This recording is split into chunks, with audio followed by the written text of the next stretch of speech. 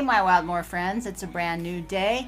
I'm so glad you're here. So today I'm going to be coming to you not just as Jill on my wild adventure, but as Jill, licensed clinical social worker in the state of California, to answer the question that somebody brought up in the comments that reminded me, do we owe our parents the obligation of being their caretaker? I'm going to answer that when we come back. Let's go. No one can touch me now. I'm just flying by. I wanted to address this issue of, are we really our parents' caretakers? Are we obligated to take care of our parents as they get older, whether that be financial, physically, emotionally, however, whatever version caretaking takes? And there are many. And I'm going to answer that from my professional background, not my personal, because too much information, and I don't really want, not that my family ever watches, but I don't really want them to hear my reasoning, if you know what I mean. One of the complaints I have about YouTube is that anybody can come on and talk to you about anything without any real knowledge base, in my opinion. And so this is actually coming to you for over 20 years experience of working with people of all walks of life, multiple ethnicities, all socioeconomic ranges in both California and Arizona. So it is a broad spectrum of experience that I will come to you and speak on this issue. And so there's a couple things. One is, are we obligated to take care of our parents? And that's very complicated because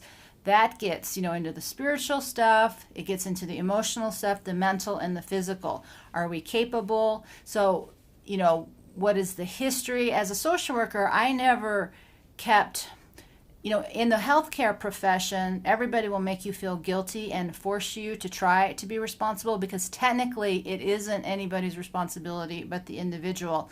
But we all need help. Where we get that help is where the problem or the concern comes in. So I think it's a very personal decision, and you need to make peace with that decision because there's going to be a lot of pressure to make you go against that wish if you do not want to be involved. And I used to tell the staff, we don't know what kind of history. I mean, maybe that parent beat the crap out of you as a kid. So nobody will probably support you in your decision to not take care of your parents. With that said, the second piece to that is part of becoming a grown-up, and we don't have a lot of these lines of demarcation in our society anymore, is that part of becoming the grown-up is letting go of the issues we had with our parents and moving into a state of completion where you're not still punishing, judging, forgiving, whatever it is that you need to do to make peace within your own life.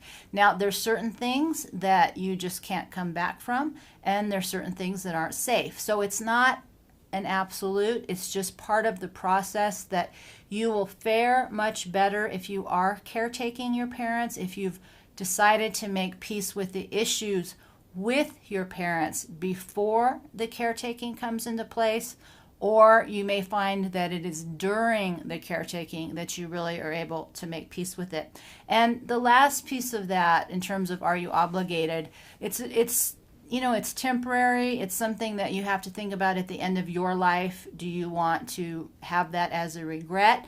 And what would you do if you were in their shoes? And so, we're not supposed to be perfect. We have, in Western culture, we have a high intolerance for bad decision making.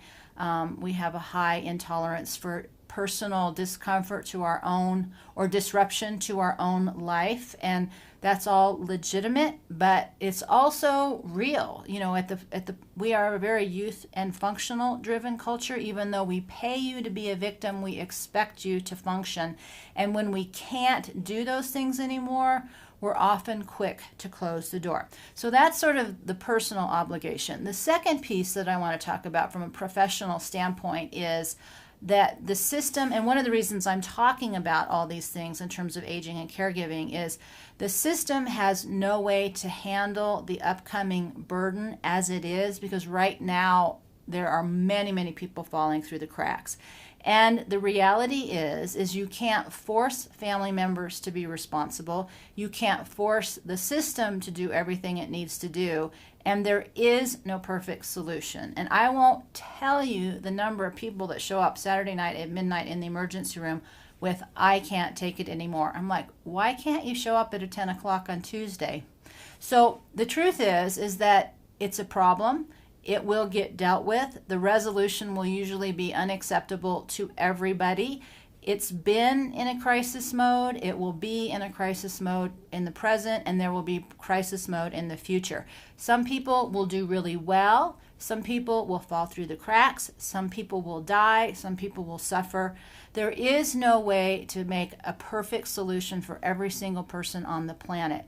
So that's the reality, that the health insurance and senior services and aging agencies, things like that, they don't have the money or the staff, and they certainly aren't going to have it in the future with the number of people that will be needed to perform all the services required.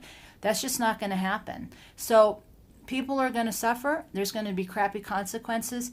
And so that becomes, again, a personal issue. You don't have to deal with it. Something always happens, good, bad, or indifferent.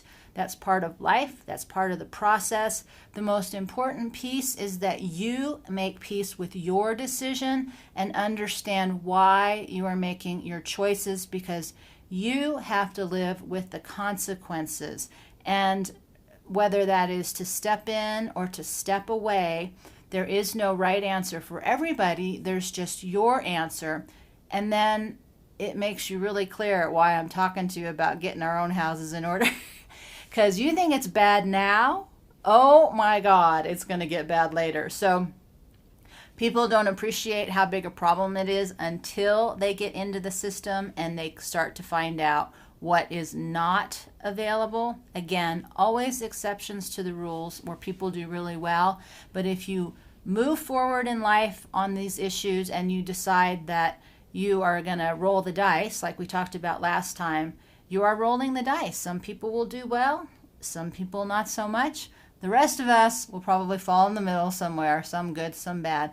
But that is the question of the day. Are you obligated to take care of your parents as caregivers? That's your decision. You're the one that has to live with the consequences and the choices and the outcomes. We are free to make those decisions, good, bad, or indifferent. That's all there is to it. So if you have questions and you would like me to address something else, go ahead and put it in the comments below. So with that, thank you for joining me here on Survival Road, and we'll see you next time. You don't care what they're seeing below, 'cause I'm miles above. I'm miles above you. All right.